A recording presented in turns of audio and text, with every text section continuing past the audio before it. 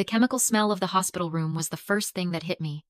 The second was the hiss of the oxygen mask strapped to my face. I opened my eyes. Everything was sterile. White. My memories were a blur of smoke and sirens.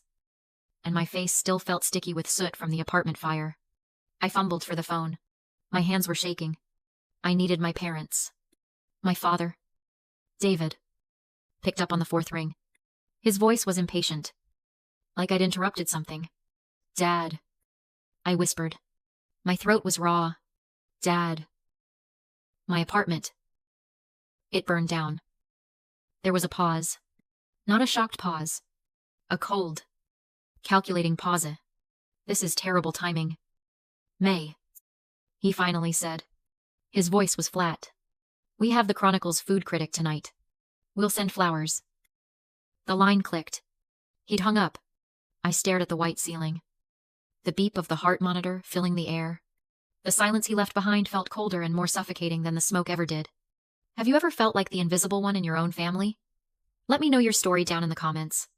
Lying there, with the rhythmic beep of the monitor as the only sound, the numbness started to fade, and something cold and heavy replaced it. Clarity. This wasn't new. This was just louder. My whole life. I was an accessory to the brand. My parents, David and Kimberly, weren't just parents. They were curators. Their masterpiece was their high-end restaurant. A cold, minimalist space of polished concrete and single-origin everything. They were the perfect hosts. The power couple. Always dressed. Always smiling. Always networking. Their restaurant was the golden child. I was the other one. The quiet graphic designer. Not a doctor. Not a lawyer. Nothing they could easily brag about at their dinner parties. I remembered my college graduation. I stood on the lawn, holding my diploma, scanning the crowd for them. They weren't there. I got a text later. So sorry. Darling, we had an emergency tasting with the new sommelier. You understand. I always understood. I understood when I had to take out loans and work 2 jobs to pay my own tuition, because all their capital needed to be reinvested in a new marble bar. I understood when they missed my 21st birthday for a critical networking opportunity. I remember calling them, bursting with pride. When I landed my first real design job, there was a pause on the phone.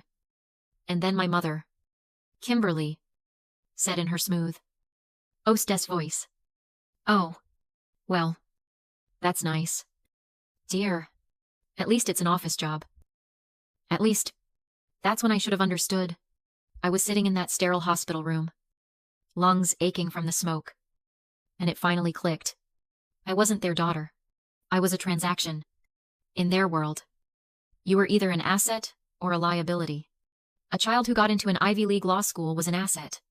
A child who could be paraded around, who added to the brand, was an asset. A daughter who gets her apartment burned down, who calls from an emergency room on the same night as a major food critic review. She isn't a person in crisis. She's a liability. She's a messy, inconvenient complication that doesn't fit the narrative. My fire wasn't a tragedy to them. It was just a bad line item on their perfectly balanced ledger. The flowers they promised, they would be an asset. A beautiful, tasteful arrangement that proved they were caring parents. The visit itself, that was a liability. It cost them time. It cost them focus. My father's words echoed in my head. This is terrible timing. I stared at the white, acoustic tile ceiling. I didn't cry. I didn't feel anger. Not yet. I just felt the click of a final puzzle piece sliding into place. The picture it formed was devastating. And for the first time, it was perfectly clear. At 3 a.m, in the dim blue light of the hospital room, I made a decision. I didn't call my parents back. I didn't beg. I didn't cry. The clarity I felt was cold and sharp. They'd hung up, and I would hang up, too. In my own way. I swiped through my contacts, past David and Kimberly, and dialed the only number I knew I could trust. Aunt Michelle, my father's older sister. She picked up on the second ring, her voice sleepy, but immediately concerned. "May, what's wrong? What happened?" Auntie Michelle, I whispered, and only when I heard her warm voice did my throat tighten. My apartment! It's on fire! I'm in the hospital. There wasn't a moment's silence. No calculation. No question of when. She only said 2 words. I'm coming. 45 minutes later, the door to the hospital room opened. Aunt Michelle walked in, still wearing her nightgown, her silver hair hastily pulled back into a bun. She carried a small bag, and a wave of warmth seemed to fill the sterile room. She didn't say anything. She just walked over, brushed a lock of soot-stained hair from my forehead, and took my hand. You're not alone, she said firmly. The nurse said they need someone to sign the paperwork. I'll take care of everything. When Aunt Michelle turned away to talk to the nurse, I closed my eyes. For the first time in hours, I felt like I could breathe, even though my lungs still hurt.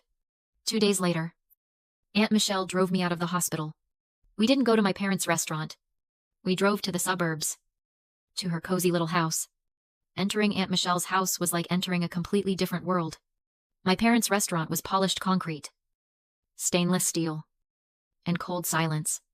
Aunt Michelle's house was a mess of life. Stacks of books towered in every corner. Ivy creeped along the windowsills. The air smelled of old paper, sundust, and herbal tea. It wasn't a gallery, it was a home. She took me to the guest room and respread the old quilt. You rest, she said softly. I'll make soup. The next few days passed in a peace I'd never known. Aunt Michelle cared for me. She didn't ask many questions, but she listened. She brought me tea and soup, sat with me as I just stared out into the garden. For the first time in my life, I felt safe, seen. My belongings were gone. Everything. My clothes. My furniture. Everything I'd worked so hard to get. All except one thing. In my panic, as the fire raged, as the smoke thickened, I grabbed one thing. It was a small fireproof box I kept under my bed. It lay on Aunt Michelle's living room floor. A gray, heat-scratched object. Aunt Michelle looked at it. What is it? Honey. I knelt down and unlatched it. Inside were not jewelry or money. They were hard drives that held all my design work. And underneath them, wrapped in a plastic bag, were my old sketchbooks. The designs, the ideas, the real parts of me that I had hidden away because they were not prestigious enough. It was the one thing I saved. It was my symbol. I saved myself. The peace of my aunt's house lasted for about a week. I was just starting to feel human again. My lungs healing. My hands steady enough to hold a coffee cup without spilling. I was sitting at the kitchen table, sketching idly in a new notebook, when my phone rang. It was an unknown number. Is this May? A professional voice asked. Yes. This is she. This is Mark, from United Mutual Adjusters. I'm handling the claim for your apartment.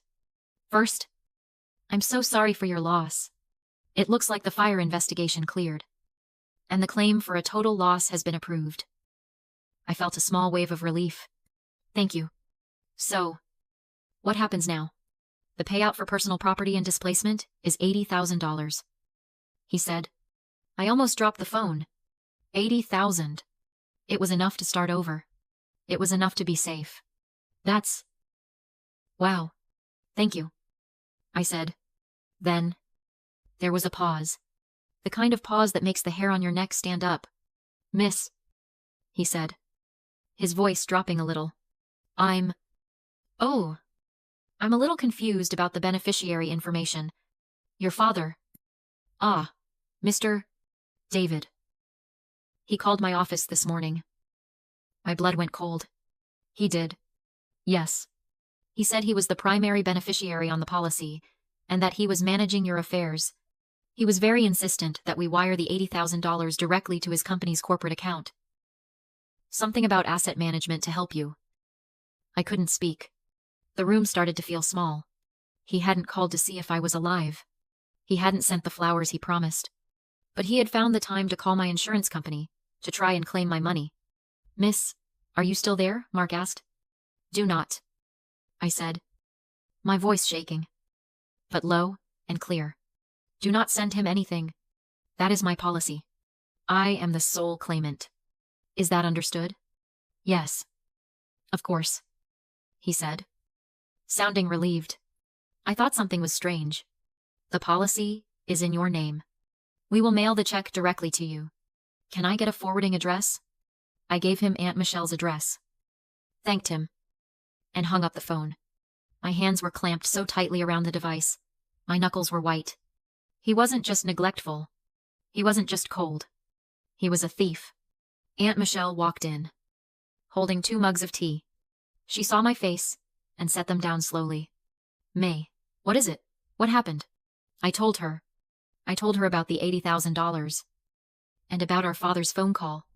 I told her he tried to have the money sent to his restaurant's bank account. I expected her to be shocked. I expected her to be angry for me. Instead, her face went perfectly, terrifyingly still. She looked down at the kitchen counter, not at me, and her voice was a flat, tainted, cold whisper. Of course he did. She looked up, and her eyes were filled with a kind of ancient, familiar pain. May, she said, pulling out the chair opposite me. There's something I never told you about your father. About my brother. She took a deep breath. When your grandparents, my parents, passed away, it was 20 years ago. They didn't have much, but they left us the family house and a small savings. It was supposed to be split.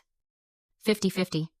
My half was just enough to go back to school, get my master's degree, maybe put a down payment on a place of my own. She stared at the wall, seeing something I couldn't. David was the executor of the will. He told me the estate was complicated, that there were hidden debts. He said he would manage my half for me, that he'd invested in his brilliant new business idea. The first restaurant. He said he'd double it for me in a year. She let out a short, bitter laugh. I was young. I trusted him. He was my big brother. Aunt Michelle. No. Yes, she said, finally meeting my eyes. The restaurant failed. A year later, he told me the money was all gone. Every penny. My inheritance. He'd used it to pay off his suppliers and his bad debts. And I was left with nothing. He ruined me. May. He ruined my future to fund his first failure. My stomach turned. And you never. I didn't fight back, she said, her voice filled with self-loathing. I was ashamed. I was broken. He was my brother. And he told me I was making a scene when I cried. He said family helps each other out. So I kept quiet. I let him destroy me. And I kept quiet for 20 years. Just to keep the peace. She leaned across the table. And her hand, the one that had felt so warm and safe just days before, was now trembling with a cold, focused rage. He is not doing it again, she whispered, her voice like steel. I let him do it to me, but I will not let him do it to you. She stood up and walked over to the phone. I'm calling a lawyer. Aunt Michelle made the call that afternoon. Her voice was low and steady, a stark contrast to the quiet rage I'd seen in her eyes. She was talking to Michael, a lawyer she'd known for years. A man who, she said, didn't tolerate nonsense. I sat at her kitchen table, twisting a paper napkin into shreds, listening to her explain the situation, in short, precise sentences. Yes, David. Yes, her renter's insurance. He tried to divert the payout. She listened for a long moment, her knuckles white on the receiver. Then she said, Michael, can you look into it? All of it. I have a feeling this is just the top layer. She hung up and looked at me, her face set. He'll make some calls. He'll find out what's really going on. We didn't have to wait long.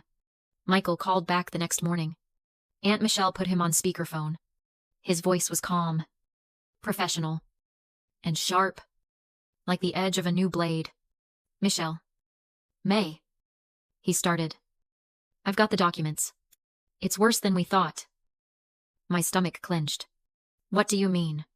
I pulled the original lease agreement and the insurance policy May signed when she moved into that apartment 2 years ago. Your parents, David and Kimberly, were listed as primary beneficiaries on that policy from day one. I frowned. I don't remember doing that. You probably didn't, Michael said. They likely had you sign a stack of papers and slipped it in. This wasn't a recent change. May. This was systematic. They set this up. Just waiting for a contingency. The air left my lungs. Waiting. It gets worse, Michael said. And his voice was grim. I ran a public records check on their business. Their restaurant. It's not the success story they're projecting. It's drowning. Their leverage to the hilt. And they just missed a major balloon payment on their loan. They are, to be precise, $120,000 in debt and facing foreclosure within 60 days. The kitchen was silent. I just stared at the wood grain on the table. It all clicked into place. The food critic. The terrible timing. The desperate phone call to the insurance company. Aunt Michelle whispered it first. So the fire. The fire wasn't a tragedy for them, Michael said, finishing her thought. It was a lifeline. They saw that $80,000 payout as their personal bailout. This wasn't a moment of panic. May. This was calculated. This is fraud. The word fraud hung in the air. This wasn't a family dispute anymore. This was a crime. I looked at my aunt. The last little piece of me that hoped this was all a terrible, desperate misunderstanding just broke. It turned into something cold and hard. What do we do? Michael asked. My voice didn't even shake. We act first. We act decisively, he said. I'm drafting 2 things right now. First, a formal cease and desist and a revocation of beneficiary rights. Effective immediately. Second, we're preparing a civil complaint. We're going to hit them before they even know what's happening. Good, I said. Do it. We chose our moment. It was the following Tuesday, the night of the big review. Michael had the papers couriered by a process server. But we decided to deliver a copy ourselves. Aunt Michelle called it a necessary closing statement. The restaurant was cold. Just like I remembered. All polished dark wood and cold. Gray marble. It was trying so hard to be important. It was also mostly empty. My father, David, and my mother, Kimberly, were standing near the hostess stand. Their backs rigid with anxiety. They were dressed perfectly. My mother's smile was shellacked on. Ready for the critic. Then they saw us. Aunt Michelle, me, and Michael, who looked calm and imposing in a dark suit. My father's smile didn't just drop. It inverted into a snarl. He strode toward us. His voice a low, furious growl. May. What are you doing here? You're making a scene. My mother, Kimberly, glided up behind him, her eyes darting toward the few occupied tables. May. Darling, she hissed, her smile twitching. Whatever this is, clients can see you. We'll talk about this later. No, I said. My voice was quiet, but it cut right through the soft classical music. We're going to talk about it now. I stepped forward to the polished hostess stand and placed a thick envelope on the reservation book. What is this? David snapped. That, I said, looking him dead in the eye, is a legal restraining order and a formal revocation of any and all beneficiary rights to my insurance policy. His face started to turn a dull, blotchy red. You Dara. Michael stepped forward and placed a second, thicker envelope next to mine. And this? Mr. Perry, Michael said, his voice polite and brutal, is our office's notice of intent to file a civil suit for fraud, conspiracy, and emotional distress, pending the return of the $80,000 you attempted to illegally divert from your daughter. My mother's hand flew to her pearls. Frau Tau. How dare you? We were trying to protect her. Protect me, I asked. The coldness that had been building inside me finally found its voice. Protect me by stealing from me. Was that to protect me from the $120,000 of debt you're hiding?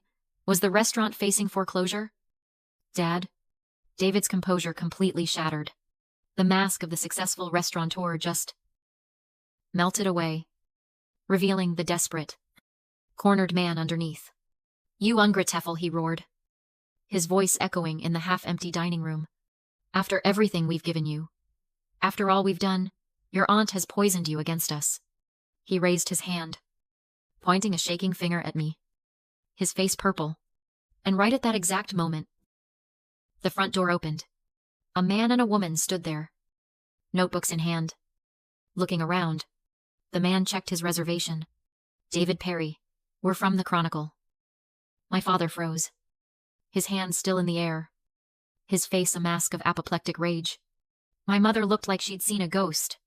I just stood there, calm. The food critic stared at my father, who was still breathing like a bull. Then at my mother, whose smile was frozen in a rictus of horror. Then he looked at the 2 legal envelopes marked civil complaint sitting on the hostess stand. I didn't have to say another word. My father had said it all. I looked at my mother. You were worried I'd make a scene, I said softly. Then I turned around. And with Aunt Michelle and Michael on either side of me, I walked out the door, leaving them standing in the ruins of their own creation. We didn't have to go to court, faced with a lawsuit for fraud, the testimony of the insurance adjuster, and the very public, very humiliating review from the Chronicle critic, who wrote a scathing piece about the shockingly toxic atmosphere and desperate, frantic owners. They had no fight left. My parents, David and Kimberly, signed every paper Michael put in front of them. They signed away any claim to the $80,000. They signed the agreement to pay an additional $25,000 in damages. They signed the restraining order. The money from the insurance company hit my account 2 days later.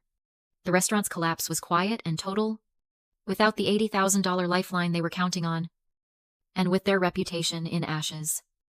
The bank foreclosed. The brand they had sacrificed everything for, the brand they had sacrificed me for, was gone within a month. I was sitting in Aunt Michelle's kitchen when Michael's email came through, confirming the final wire transfer for the damages. I stared at the screen, at the numbers. But I didn't feel victorious. I didn't feel angry. I just felt still. For years, I thought family was a bond, something unbreakable. It wasn't. For them, it was a convenience, a contract, and I had been the one paying all the dues. I realized cutting them off wasn't an act of anger. It was just an ending. It wasn't about revenge. It was about self-preservation. It wasn't about destroying their family. It was about finally giving myself permission to build my own. 6 months later, sunlight poured into my new apartment. It was smaller than my old one, but it was all mine. Filled with light and second-hand furniture I'd found and refinished myself. Aunt Michelle was standing on a stool, helping me hang a painting. A little to the left, I said, squinting. She nudged it. Perfect. The $25,000 in damages had been just enough to put down a deposit and buy a new laptop. I'd started my own freelance design business. I was finally, actually, doing it. My phone buzzed on the counter. I picked it up. It was a text from a number I didn't recognize, but I knew who it was. My mother, Kimberly. We lost everything. It read, the house, the business. Your father is a broken man. Don't you feel guilty? I stared at the words. I waited for the old, familiar pang of guilt. The urge to apologize, to make it better. Nothing came. It was just quiet. I held my thumb over the screen, pressed block, and deleted the message. Aunt Michelle looked over. Everything okay? Honey, I smiled, putting the phone face down. Everything's perfect. I walked over to my desk, which was cluttered with papers and color swatches. I picked up the one thing I'd saved from the fire, my old sketchbook. The edges were still slightly singed. I opened it to a blank page, picked up my pen, and in the quiet, sunlit room, I began to draw. The silence didn't feel empty. It didn't feel lonely. It felt like peace. If you've ever had to choose between your family and your own sanity, share your story in the comments. You are not alone. And remember to subscribe, because there's always another story to tell.